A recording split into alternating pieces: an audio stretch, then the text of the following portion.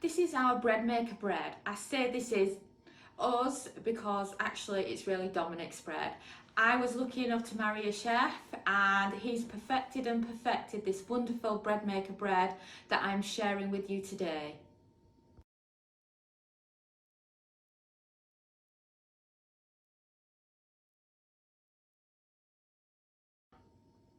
My name is Samantha, and along with my husband Dominic, who is behind the camera, we will be showing you today 12 different ways to incorporate the bread maker and the air fryer to make delicious kitchen gadget recipes.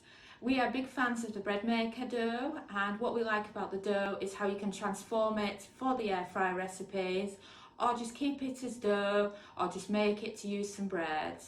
Today it's all about having some fun while the kids are at school and spending the day in the kitchen teaching you different ways to cook with these kitchen gadgets. And if you want to follow along with this series, simply head over to our YouTube channel and you can scroll through the different videos that we've done today.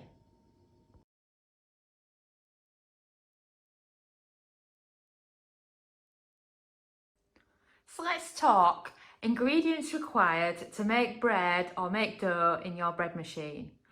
I've got them all out in front of you so that you can get an idea of everything that we use, and let me run through each item with you. First of all, we live in Portugal at present and we're big fans of sea salt, so we always have a container like this in our pantry that's loaded with some good quality sea salt, and this can make quite a good difference in the taste of your bread. Next, we just have some cheap sugar. Any sugar that you normally use for baking with is fine. And then let's talk flour, shall we? There's often a big debate of which flour you can use when making bread. This is a more expensive Portuguese baking flour, so it's not like your cheapest chips flour. And this is what we use when we're making our bread. But we have gone cheaper when we fancied some bread and we haven't had any decent flour in.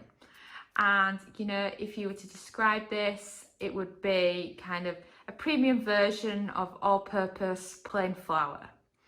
We have used self-raising from time to time when we've been out of plain flour, and it puffs it up quite a bit and makes it quite heavy, but it's better than nothing when you want some bread and you haven't got any of your other ingredients in. And also an important ingredient to make lovely bread is extra virgin olive oil. We're big fans of extra virgin olive oil, and it's the only oil we use in cooking in the Milner house. When we're air frying our food and we're using a little bit of olive oil, it's always this one that we use. Though of course this is local to Portugal, so any extra virgin olive oil from wherever you live is fine. Next on the list, let's talk milk. We're just using some normal regular milk. You can use milk powder if you prefer, and I'll tell you now that we did use milk powder because it was recommended for bread machines for about the first 2 years of using the bread maker, and we found that it was rather expensive for what it actually did, and we didn't notice any change from moving to normal milk. So just go with whatever milk you've got, and you know, we're not particularly fussy. Sometimes we'll have some skimmed milk in, sometimes it'll be skimmed, sometimes it'll be full fat. Just whatever you've got in, you know. Bread's about a cheap product that you can make yourself at home, so why spend a small fortune on a more expensive milk when you can just go cheap? And then of course there's the other debate in regards to making bread, and that is the yeast. I think a lot of people are confused over what yeast you can use when making bread. Well, this is the ones we use.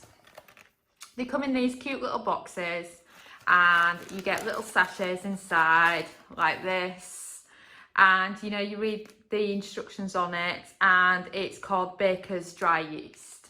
You can get it anywhere, and they come in 11-gram packages, and normally with bread use about 9 grams. You know, you can measure this out on a spoon, or you can just use your scales to do so. Now, here's something interesting when it comes to making bread. Some bread makers work differently to others, and you'll find that some bread makers will have an instruction where the yeast goes in first, and you'll get others where the yeast goes in last. Our bread maker is one where it goes in last. So basically, all you're doing is measuring your ingredients in a bowl, loading them in the bread maker, and then just making sure that the last ingredient you add is the yeast. It's as simple as that. There's not, you know, it probably sounds quite confusing when people say, at what point do you add your yeast in?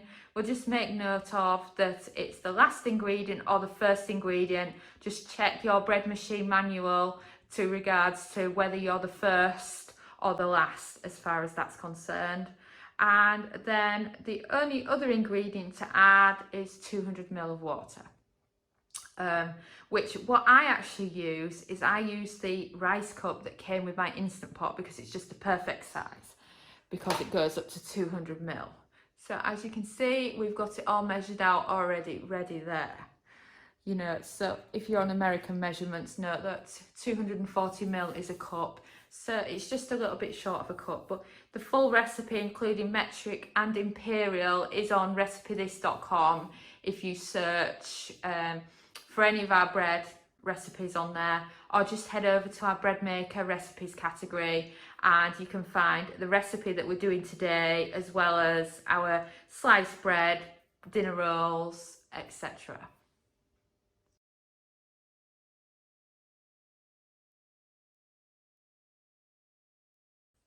So this is the easiest ever bread that you'll make in a bread machine. You're literally just throwing in all your wet ingredients first, adding your dry ingredients, adding your yeast, pressing a button or two, and then you have a perfect loaf of bread. You can decide whether or not to do a quick loaf, or you can do the longer loaf. I think that when we turn on our bread machine, it's automatically set to the longer one, which is 2 hours and a bit, which we found we really don't need. So we kind of go on a setting that's about 1 hour and 47, which is still a fantastic time considering you're just throwing the ingredients in a bread machine. It's beeping, it's telling you that you've got bread, and you can just throw your bread out your bread maker. You know, a lot of people don't like touching the dough. They're thinking that they're going to do something wrong. Well, you're not actually touching any dough because the ingredients are going in. You're grabbing your bread loaf out when it's done. And I think the only thing that really is annoying about it is that because it's homemade bread, it's hard to slice. You know, it's not like when you buy some bread from the supermarket that's sliced. It doesn't have the same texture as that. So you have to wait until it's cool, and then the slices are just not as good. So you couldn't imagine using it, for example, for air fried toast, because it's just not going to take off in the same way that it would if you were using some cheap supermarket bread. But it's quality bread, so you know it's much nicer. So as you can see, Dominic's already added the wet ingredients, the dry ingredients, and he's left with just measuring out the yeast. Any dry yeast is perfect when you're making bread. And what you can do is you can use the little sachets that you can get for the yeast, and then just measure enough out. You know, the recommended is about 9 grams of yeast. And then you sprinkle the yeast on top so that the yeast can do its work when you're making your bread. You know, it's not recommended to mix in with the other dry ingredients.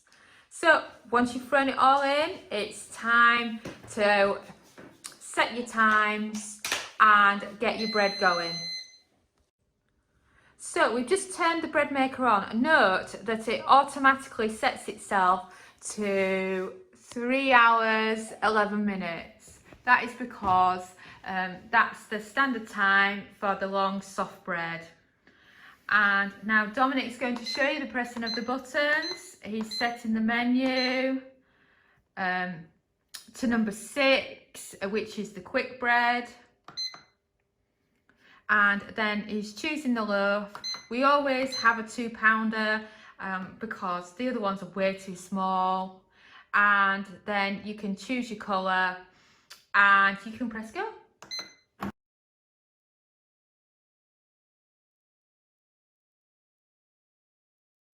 So the bread maker has beeped and we've opened the lid and our bread loaf is done. I'm so excited to show it to you because I just love how well they come out. This silver foil section here is really hot, so you have to be careful when you're lifting it out. I recommend a tea towel or some gloves or something similar. At that angle you probably couldn't see it very well, so let me just hold it again so you can see what our loaf looks like.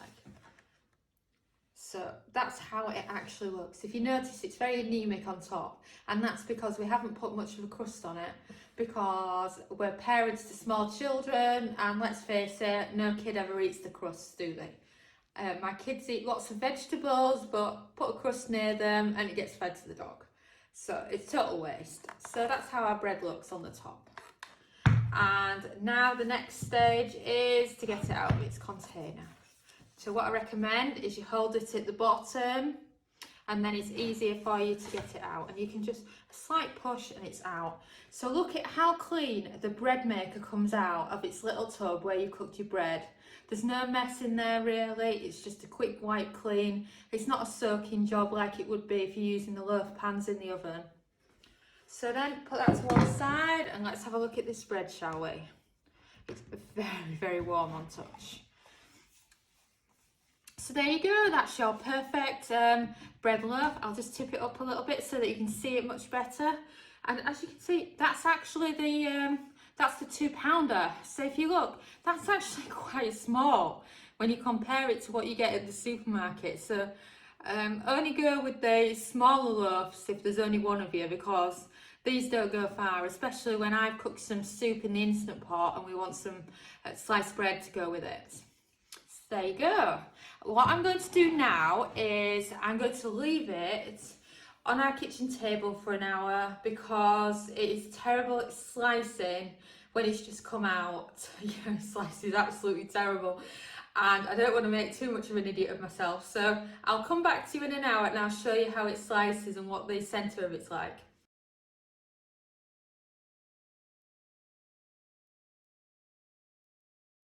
So let's see how this bread is once it's sliced. That's what drives me crazy when we make homemade bread in the bread maker, is that how long we actually have to wait until it's cool enough to slice, because otherwise it just slices terribly. You might be wondering why we're using a knife and not one of those bread slicers. Well, the bread slicer we've got is pretty rubbish, so we prefer it like this. And it's just so easy. And plus, who doesn't love a thick slice of homemade bread? It's just so yummy. You have a look in it in the centre, doesn't it look nice? And if you're wondering about what it's like when you have a darker loaf, let me just take you around the side a second. If you look there on the side, to the bottom of the side, that's the lovely brown you can have on top if brown's your thing and you want that brown crust on it. We just prefer it lighter and then the kids will actually eat it. So, tell me, what's your favourite bread topping? Do you do butter? Do you do jam? As you can see, we're about to have some butter and jam on ours.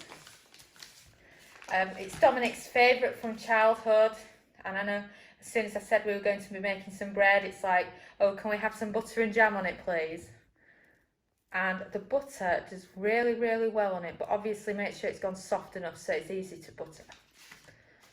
And as you can see, it's melting a bit, so it's still fairly warm as the bread. You don't have to have it freezing cold before you do it. And then add yourself some jam on top. And you're sorted. Do tell us in the comments what toppings you love on your toast or on your bread. I mean, my favourite is either Brussels pate or Philadelphia cream cheese. They're my favourites. But it's all about personal choice, isn't it? So please comment below with which bread maker and air fryer you have at home in your kitchen.